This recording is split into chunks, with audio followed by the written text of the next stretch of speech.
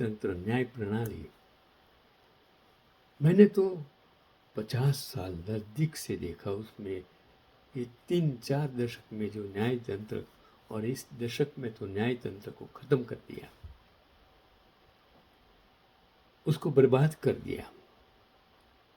इतने सारे केस कोर्टों में पड़े हैं, जजिस को, वकीलों को, किसी को कुछ पड़ी नहीं है, पैसा देकर जजमेंट ले लो। चलो मैं बात करता हूँ। उसका नाम सुनील गुलाटी था। साल 2000 में उसने राजौरी गार्डन दिल्ली में देखा कि एक पुलिस अधिकारी उसकी पड़ोसी की पत्नी को छेड़ रहा था। वह बीच में पड़ गया और उसे रोक दिया। उस अधिकारी को निलंबित कर दिया गया। 3 महीने बाद दिल्ली के एक अस्पताल के पास एक महिला आई और दावा किया कि उसे एक गतिमान कार में गैंग रेप किया गया था। उसने सुशील गुलाटी का नाम दिया। सोचिए, वो गुलाटी जिसने एक औरत को बचाया पुलिस के चुंगल से। यह पूरी तरह जाली था। निलंबित अधिकारी ने एक वकील और एक सब इंस्पेक्टर के साथ पूरा खेल रचा था। उन्होंने किसी महिला को झूठ बोलने के लिए पैसा दिया। उन्होंने नकली DNA साक्ष्य लगाए। उन्होंने गुलाटी की कार में खून रखा और गुलाटी को गिरफ्तार किया गया। पुलिस हिरासत में पीटा गया, यातनाएं दी गई। ये भी पुलिस तंत्र है, ये न्याय तंत्र है। देखिए, क्राइम ब्रांच ने मामला संभाला, उस महिला ने स्वीकारोक्ति कर ली, DNA ने गुलाटी को बेदाग साबित कर दिया। 2001 में उसे बरी कर दिया गया, लेकिन साजिशकर्ताओं के खिलाफ मामला 26 साल तक लंबित रहा।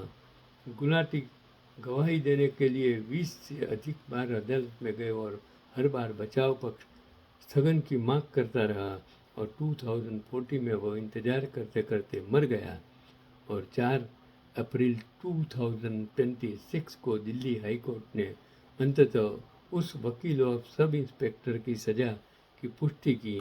यह फैसला न्यायाधीश ने लिखा था, सुशील गुलाटी को जीवन काल में कभी न्याय नहीं मिला। उनके परिवार को केवल 3 लाख रुपये मुआवजे के रूप में मिले।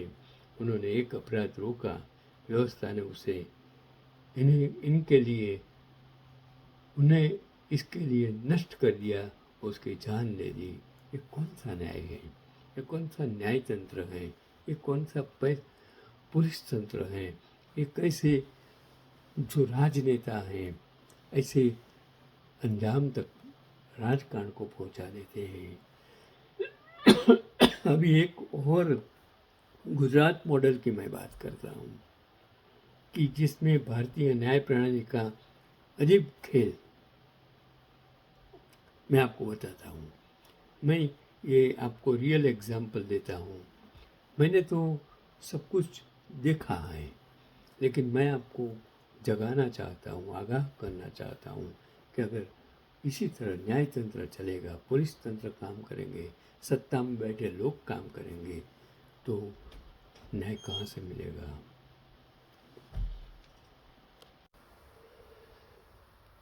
चलो भाई, फिर आगे की कहानी कहता हूँ मैं। तो मैंने भी मेरे जीवन में यही एक्सपीरियंस 2 दफ़े किया। एक मेरे क्लास में एक लड़का मेरे एजी स्कूल का एक प्यून था, उसकी वजह से उसका रिलेटिव को मैंने जॉब पर रखा। एक वीक आकर फिर वो मेरा ब्रांच थी उसमें बिना कहीं चला गया, कुछ पता ही नहीं चला। एक साल बाद आया, मुझे कहे कि 1 वीक का मुझे पेमेंट दे दो। मैंने बोला भाई तुम वो प्यून है उसको लेकर आओ। लेकिन उसने क्या किया कि वो तो नवरंगपुरा पुलिस स्टेशन में उनका कोई रिलेटिव्स था, उनको लेकर पुलिस वाले को लेकर आ गया। मैंने बोला भाई मैंने तुमको तो मेरे वो जिसके थ्रू तुम आए थे उसको लेकर आओ। फिर वो पुलिस वाला वापस गया तो वाहन लेके आया, मुझे पकड़ के नवरंगपुरा पुलिस स्टेशन ले गया। और वो पीआई को मैंने बोला कि साहब ये क्या है। तो पीआई ने सीधा ही मुझे अंदर डाल दिया। फिर सब मेरे पड़ोस के और मेरे मिसेस सब आ गए। इन लोगों ने बात की, फिर बोला कि भाई उसको, वो एक इंस्पेक्टर को बोला कि तुम मुझसे बात कर लो। तो इंस्पेक्टर ने बोला कि भाई ऐसा करते हैं कि एक का पैसा दे दो, और सब कुछ लिखवा के उसने, फिर मैंने उसके बारे में बहुत कुछ लिखा, सेंट्रल स्टेट सभी में मैंने लिखा। इंक्वायरी हुई, गांधीनगर से ऑफिसर्स आए, सब कुछ कितना चला। मेरा मकसद था कि ये तंत्र जिसका कोई संबंध नहीं पुलिस का, जो काम नहीं है, उन लोगों को, और फिर पीआई को मैंने कटघरे में इतना खड़ा कर दिया। लेकिन जो मेरे साथ हुआ वो तो गलत हो गया, वापिस आने वाला नहीं। एक गलत इंसान, एक पुलिस इन्फ्लुएंस की वजह से कितने, और वो पीआई, उसको ये पता नहीं मैं किसको पकड़ के ले आया और किसको मैं डाल रहा हूँ। यही तो मेरा तंत्र है। मेरा एक्सीडेंट हो गया था, एक्सीडेंट करने वाले जाने पहचाने डॉक्टर्स थे। फिर मैं तो एक्सीडेंट घर पर था, पुलिस वाले ने सब कुछ इंक्वायरी करके, मेरे अजीज ज्ञाति बंधु रणजीत भाई शुक्ल ने उसको सब कुछ जाकर, कुछ जो भी प्रोसीजर, कहाँ एक्सीडेंट हुआ, किस तरह, कोर्ट में केस चला। क्रिमिनल कितने सालों बाद केस चला। वो जब हर वक्त जाता था, मुदत पड़ती थी, मुदत मैंने बहुत कुछ प्रयत्न किया, कुछ, फिर एक दफे एक अचानक एक इंसान, मैं जब बैठा था नज़दीक में आया, बोला, जाते जाते, उसे पता ही नहीं था कि किसके बारे में मैं आया, तो जाते जाते बोल रहा था कि अगर वो जिसका एक्सीडेंट हुआ मुझे पैसा दे दे तो मैं उसकी फेवर में बोल दूंगा, नहीं तो वो डॉक्टर पैसा जिसने एक्सीडेंट किया है उसके वो पैसा देगा। फिर मैंने उसको समझ में आ गया कि उसको बाहर बुलाया। फिर उसने बोला कि ये चंद्रकांत भट्ट का एक्सीडेंट के बारे में साहित्य के तौर पर आया हूँ। मैंने बोला तुम क्या करते हो? बोला मैं दर्जी हूँ। जब भी कोई भी ऐसा कुछ होता तो पुलिस वाले मुझे बुला लेते हैं और मैं आ जाता हूँ और उसमें मुझे पैसा मिल जाता है, 300-400 रुपया मुझे मिल जाता है, तो मैं थोड़ा पुलिस वाले को दे देता हूँ। फिर मैंने उनसे जो ज़रूरी बात की और समझाया कि भाई देखो, पैसा बहुत इम्पोर्टेंट चीज़ नहीं है, तुमको तो पैसा की ज़रूरत है, मुझे जानता हूँ। लेकिन मैंने उसके साथ कुछ इस तरह की बात की, फिर कुछ जान पहचान की वजह से फिर वो एग्री हो गया।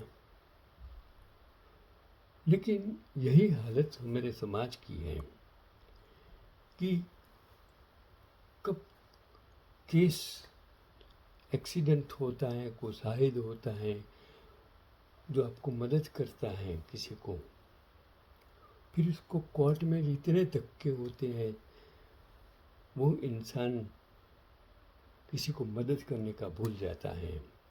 इस देश में ऐसी परिस्थिति नहीं है, जहाँ भी कैसे भी एक्सीडेंट, आपको कुछ भी, पुलिस कुछ नहीं, सीधा आपको हॉस्पिटल पुलिस ले जाएगा। बाद में आप हॉस्पिटल में भी गए तो कोई पूछेगा नहीं, आपको ट्रीटमेंट देगा, पैसे भी नहीं मांगेंगे, फिर जो भी बिल है आपके घर पर भेज देंगे, फिर आपको जो भी करना है वो कर सकते हो, लेकिन कोई परेशानी नहीं। कोर्ट कचहरी का कोई धक्का नहीं है और केस जल्दी चलता है, इसके लिए पैसे भी आपको जल्दी मिल जाते हैं, जो जजमेंट भी जल्दी। चलो मैं एक और कहानी अहमदाबाद की कि भारतीय न्याय प्रणाली की एक अजीब खेल की मैं बात करता हूँ कि अहमदाबाद के पुलिस कांस्टेबल ने 30 वर्ष लंबी कानूनी लड़ाई, उसके सामने मैं पुलिस की भी बात करता हूँ, कोर्ट की भी बात करता हूँ, और निर्दोष साबित होने के ठीक एक दिन बाद ही उसका निधन हो गया। जजमेंट आने के एक दिन बाद अहमदाबाद के बैजलपुर में तैनात कांस्टेबल बाबूभाई प्रजापति पर 1996 में 20 रुपये लेन देन का आरोप लगाया गया था। गवाहों की गवाही 2003 में शुरू हुई और 2004 में सेशन कोर्ट ने उन्हें दोषी ठहराया था। मामला लटका रहा, तारीखें बदलती रही, गवाहों की अनुपस्थिति, सिस्टम की देरी, जमानत की अपीलें, न्यायाधीशों की कमी, ट्रायल चलता रहा। ये भी एक कहानी है। इस प्रक्रिया ने उनके जीवन के 30 साल छीन लिए। एक ही केस ने उनकी पूरी जिंदगी बदल दी। जीवन कोर्ट केसों और सुनवाइयों में गुजर गया। यह कलंक उनके बाकी जीवन पर इतना पीछा करता रहा। 4 फरवरी 2026 को ट्रायल हुआ। ठीक 30 साल बाद कोर्ट ने बाबूभाई प्रजापति को निर्दोष करार दिया। उन्होंने केस जीत लिया। उन्होंने शांत स्वरों में कहा, साहब मेरे जीवन का दाग उतर गया है, अब भगवान मुझे अपने पास बुला ले तो अच्छा रहेगा। और अगले ही सुबह बाबूभाई प्रजापति का प्राकृतिक कारणों से निधन, निष्कलंक निधन हो गया। क्या भारत में इस परिस्थिति को कौन बदलेगा? कौन न्यायाधीश बदलेगा? कौन सुप्रीम कोर्ट बदलेगी? कौन सत्ता में बैठे राजकारणी बदलेंगे? और प्रजा आज भी सोती है। प्रजा कब जागेगी कुछ पता ही नहीं है। आने वाला वक्त शायद आज 10 साल, कल 15 साल, फिर 25 साल, शायद 50 साल इंसान मर जाएगा, तीसरी पीढ़ी तक केस नहीं चलेगा। तो इस न्यायतंत्र का, न्याय का क्या मतलब?